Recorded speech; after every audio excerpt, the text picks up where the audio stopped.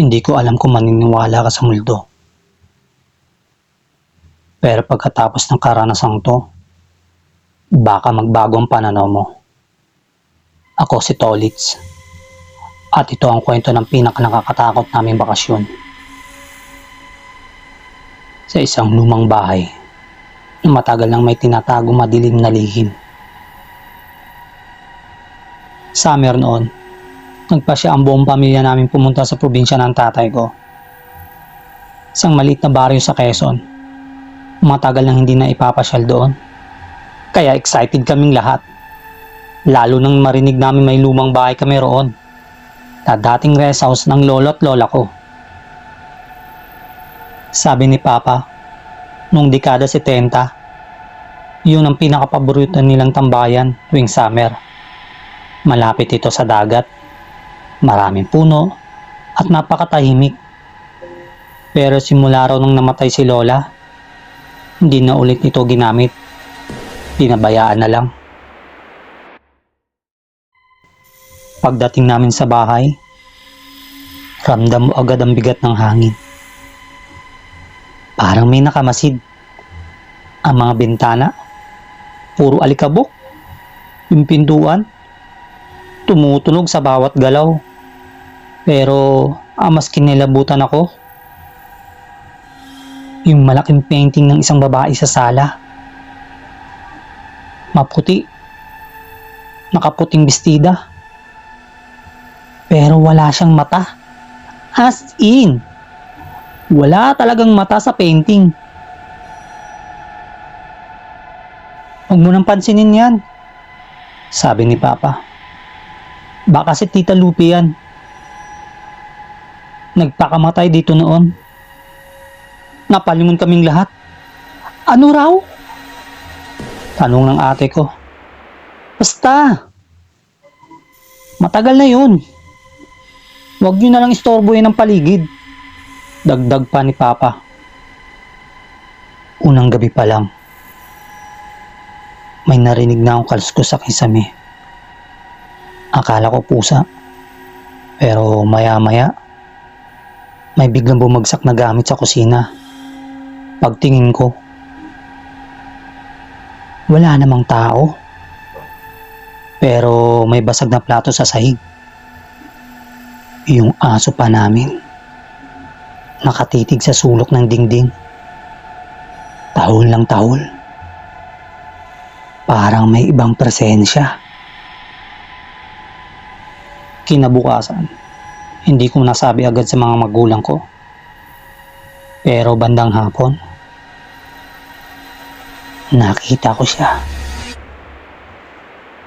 Isang babae, nakaputing bestida, nakatayo sa likod ng bahay. Nakatalikod.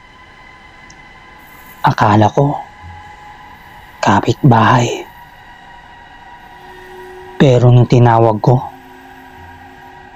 hindi siya lumingon. Bigla na lang siyang nawala. Kinagabihan, hindi agad ako nakatulog. Narinig ko yung tunog ng sahig.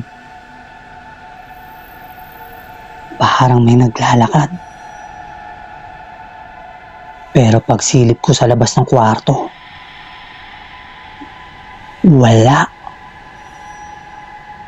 Hanggang bigla, may mahina akong narinig. Tulungan mo ako. Pagtingin ko sa bandang hagdanan, nandun siya. Nakatingin sa akin. Walang mata. Tumudugo ang bibig. At yung bestida niya, may batik ng dugo.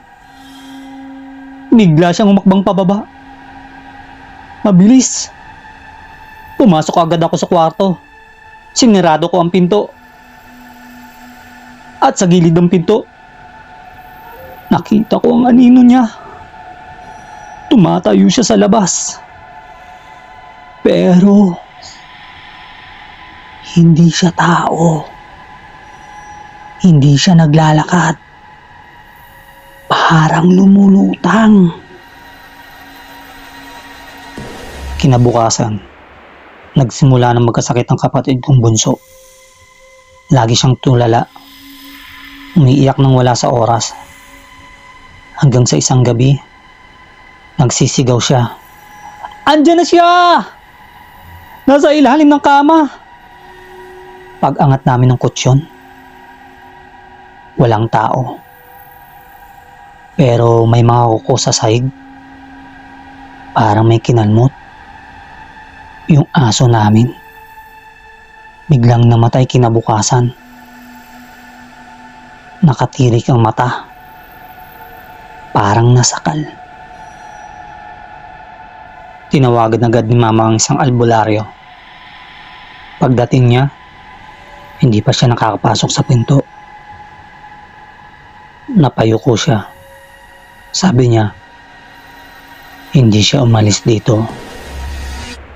Babaeng nasawi sa pag-ibig. Niloko. Nagpakamatay. At ngayon, binabantayan niya ang bahay na ito. Napag-alaman namin si Tita Lupi nga ang babaeng yun. Nagpakamatay sa banyo ng bahay. At mula noon, hindi na siya lumisan.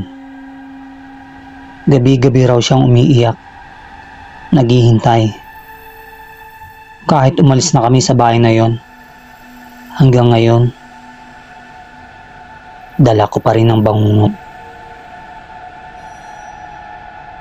Hindi ko alam kung may dala kaming sumama sa amin mula roon. Pero tuwing gabi, kahit nasa Maynila na kami, minsan, naririnig ko pa rin ang music box. O kaya, naaamoy ko ang amoy ng bulok na damo. At minsan, sa salamin, parang may nakatayo sa likod ko. Kaya kung sakaling may plano ka magbakasyon sa isang lumang bahay sa probinsya, tandaan mo, hindi lahat ng lumang bahay dapat balikan.